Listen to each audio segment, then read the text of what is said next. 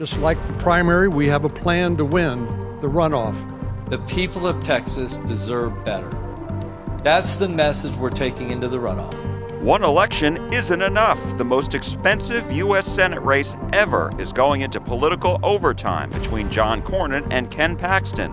At stake, the Republican nomination for U.S. Senate.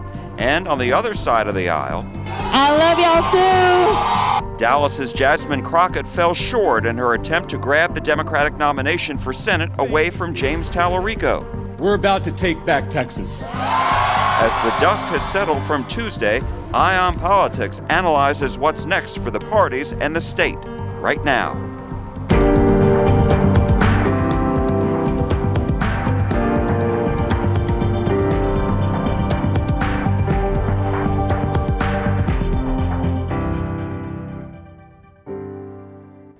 Good Sunday morning to you. I'm Jack Fink. Hope you're having a great weekend. Lots to get to as we break down what happened on Election Day. And we're going to start with the U.S. Senate race, which made national headlines. And State Representative James Tallarico of Austin became the Democratic nominee, defeating Dallas Congresswoman Jasmine Crockett by 6 percentage points, 52 to 46%. The final 3 independent polls showed Tallarico with big momentum heading into Election Day. And during his victory speech Wednesday evening, Tallarico repeated his main campaign message. We're about to take back Texas. To the billionaires who have taken over our state and taken over our country, your unchecked power is coming to an end. Your days dividing working people are numbered. To the people of Texas, no matter how you voted in the primary, this election is our chance to take power back for ourselves and our communities. Crockett flew back to Washington Wednesday and congratulated Tallarico. In a statement, she said, quote, "With the primary behind us, Democrats must rally around our nominees and win. I'm committed to doing my part and will continue working to elect Democrats up and down the ballot." Now let's take a deeper dive into the Democratic primary for U.S. Senate, and you can see Tallarico is in purple, Crockett is in green, and look at all the purple counties in the state of Texas that Tallarico won, and you can see where Crockett won majorly in East Texas. And now let's go further into North Texas.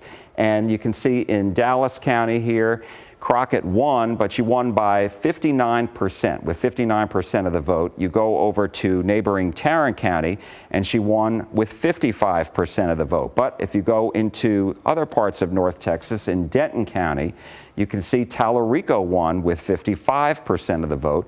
And in Collin County, he won with more than 56% of the vote, blunting the margins of victory that Crockett had in Dallas and Tarrant counties. Now let's go down to Harris County, the Houston area, where she won 52% of the vote. But now let's go over to the I-35 corridor, which was his home turf, and look at the size of victory he won in Travis County in Austin, 76% of the vote.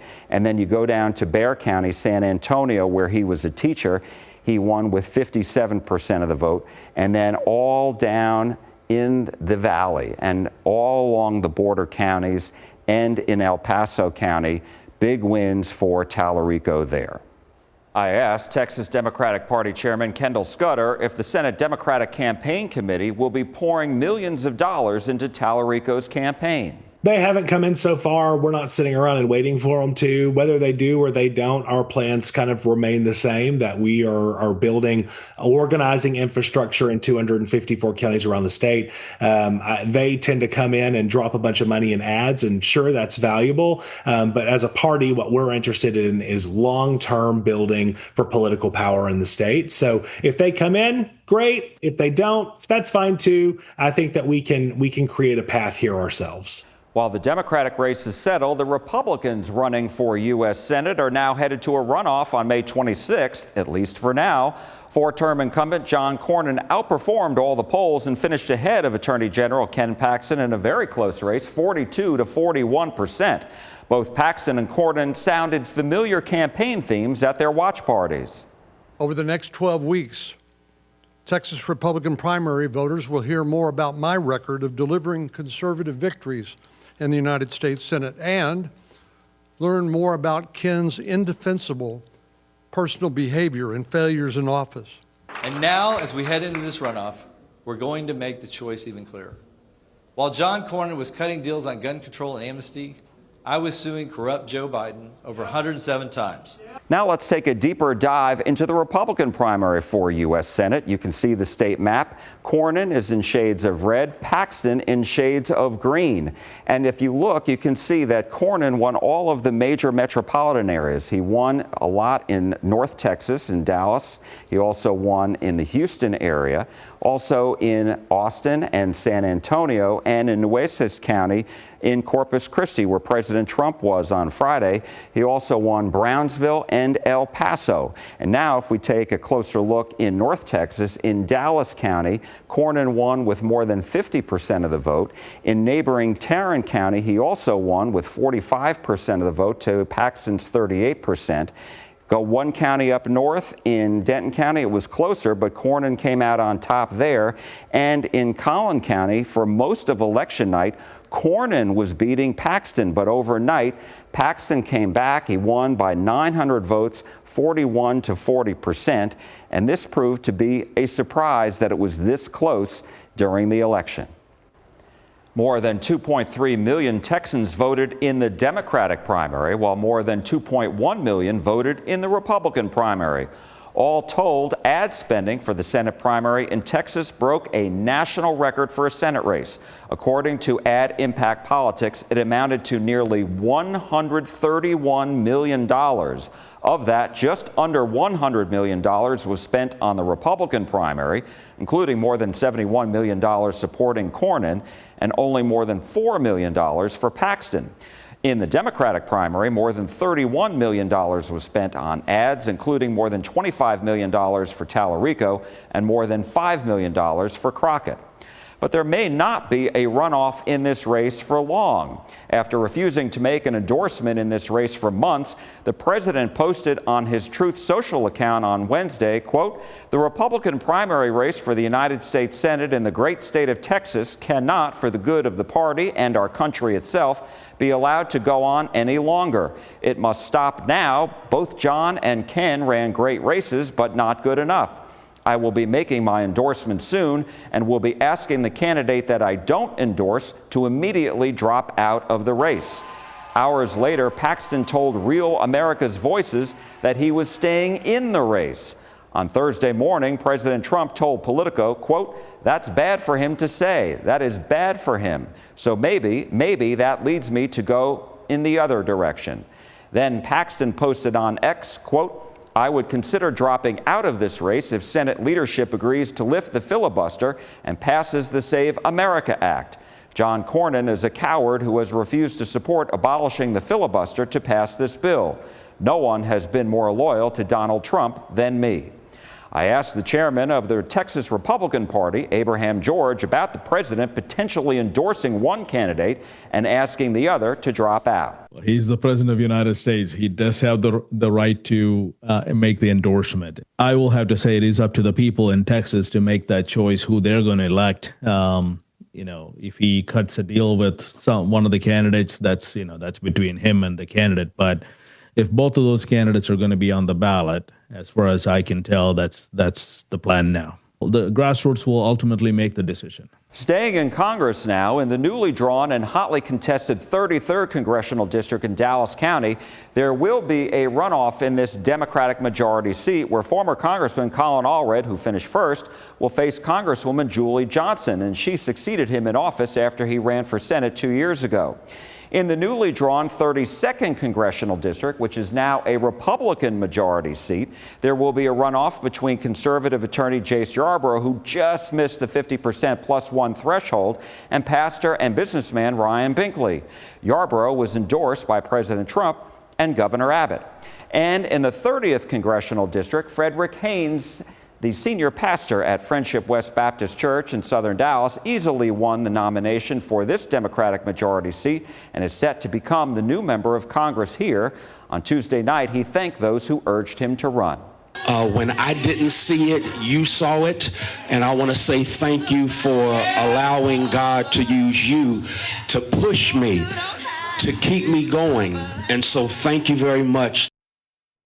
Republican Congressman Tony Gonzalez of San Antonio has now abandoned his runoff election after admitting he did have an affair with a staffer who ultimately committed suicide. That means Brandon Herrera will become the Republican nominee in the 23rd Congressional District. Texas will have a new attorney general next year because Paxton ran for Senate, and there will be runoffs in both the Democratic and Republican primaries.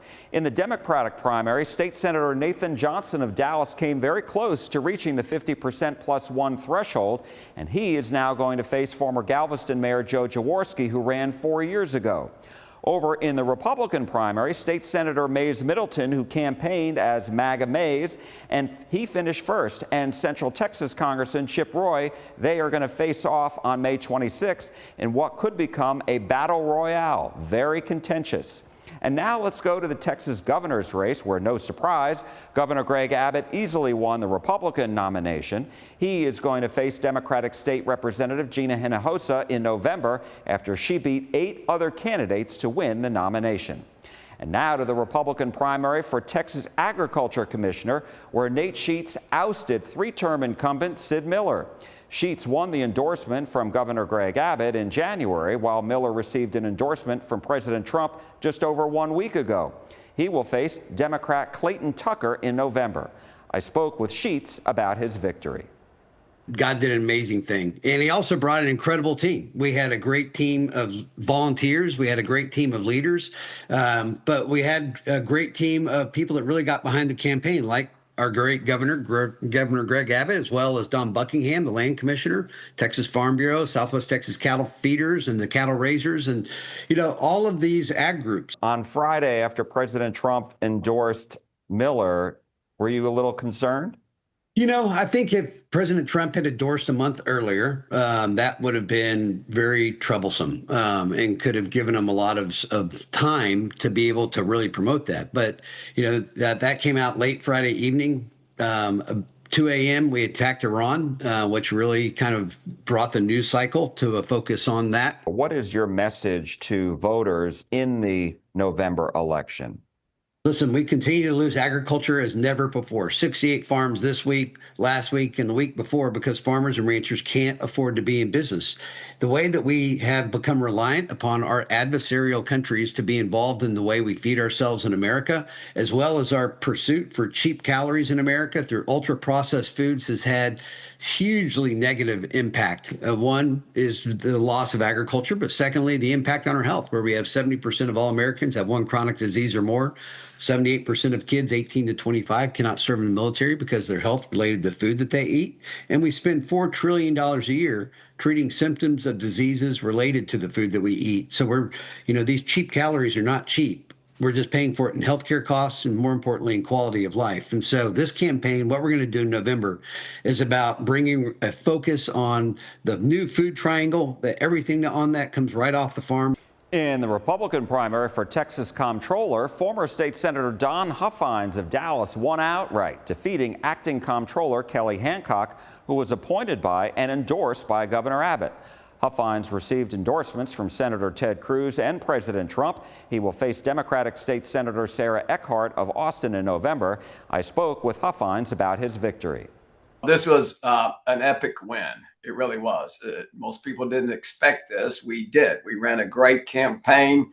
And at first, I got to give the credit to God, and that's very important to me to do that. But the voters listened. I've been traveling all over the state for many years, listening to Republicans at what they want. And we delivered on the message of doging Texas and rooting out fraud, waste, and abuse. One of the candidates that you ran against in the primary is the acting comptroller who was appointed by Governor Abbott and endorsed by Governor Abbott. And I read that you had a phone call with Governor Abbott. Tell us about it. Yes. Well, he called yesterday, and we had a great discussion. We really did. We talked about how the Republican Party is going to be united. We're going to get together. Look, primaries are tough. They're tough, but we're all going to come together, and we are drilling down right now, even as we speak, to focus on the fall, to beat the Democrats, to deliver on the message of what Republicans are about. And was the governor on board with Doge? I think all Republicans are. That's why I won.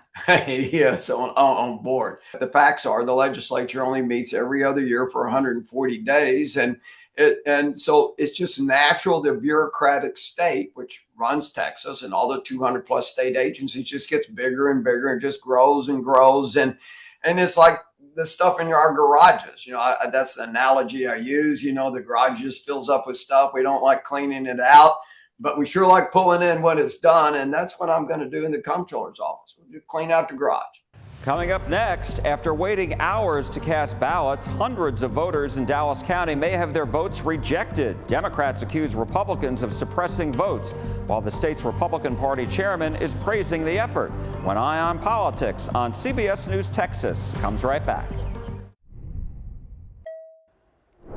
Welcome back to Eye on Politics. Dallas County Democrats are outraged after hundreds of people who waited hours to cast their ballots may have their votes rejected. Democrats blame Dallas County Republicans for wanting to have separate primary elections, which meant on Election Day, people would have to vote in their precincts instead of anywhere in the county like they've been used to doing for 8 years. Despite warnings from the county, some voters went to the wrong precinct locations and were turned away and told where to go vote. That created long lines. Dallas County Judge Clay Lewis Jenkins extended the voting for Democrats only for another 2 hours on Election Day. But Attorney General Ken Paxton filed a challenge with the Texas Supreme Court, which issued a stay. And the county said at least 2,400 people may have their votes rejected. Texas Democratic Party Chairman Kendall Scudder sharply criticized the Republicans. We have been warning Republican leadership since September that this was going to happen. We have been consistently trying to call meetings to get joint primaries put on the books in all of these counties. Republicans, peddling election conspiracy theories, have refused to participate in that. So this is something that they have been completely warned that this was going to happen, and it did. And now they're acting shocked that it happened. It is incompetence to a shocking degree, but it just continues to perpetuate what they have constantly done, which is they are not interested in government actually working. They're not interested in running an efficient election, which they absolutely had the opportunity to. Instead, they're interested in beating their chests, peddling an election conspiracy theories, and trying to drive up the blood pressure of their base. That's more important than making sure that our government, our system of government works. And it's pretty gross. But Texas Republican Party Chairman Abraham George praised Dallas County Republicans. If the Democrat Party of Dallas County couldn't get their messaging out to their voters to say this is where you need to go, that's their problem.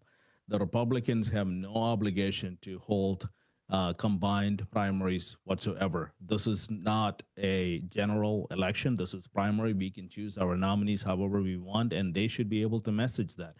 The fact that they did not have enough apparatus to send that out to their their voters says a lot about Dallas County Democrat Party. So I'm excited to see how this is going to unfold, and I think this is a place where we actually can do a lot of damage to the Democrat Party by doing this all over the state. So you actually would encourage this? Why not? I mean, we have no obligation to work with them. The Republican Party have the full right to choose our nominees within our party's apparatus. And if we want to do precinct level polling locations, we have the right to do that. And that's what Dallas County Republican Party did. Did Dallas County Republicans have problems with their voters being confused, going to the wrong precincts, just like the Democrats did?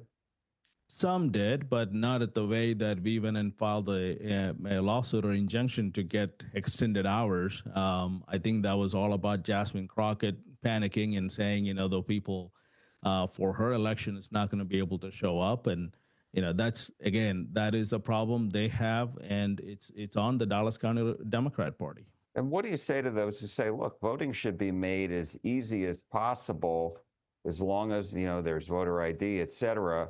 Why make it so difficult for people to vote? It is not difficult. the general election will be open to everyone, just like every year that we've had. No changes on that. This is our nomination process. If this is also the reason why we want to close primaries. We'll look ahead to the primary runoff election next when Eye on Politics on CBS News Texas returns. With one election down, we're looking ahead to the runoff election for the races undecided after last Tuesday. Early voting is going to begin on May 18th and it ends on the 22nd. Only 5 days of early voting this time around. Election Day is May 26th, the day after Memorial Day. Don't forget, you can watch all the full interviews from today's show on our CBS Texas YouTube page. And while you're there, make it easy for yourself and hit the subscribe button. And that's all for a busy Eye on Politics today. Thank you so much for watching. I'm Jack Fink. I am listening, and we are listening to you at CBS News Texas. I'll see you next week, and from all of us here, have a great Sunday.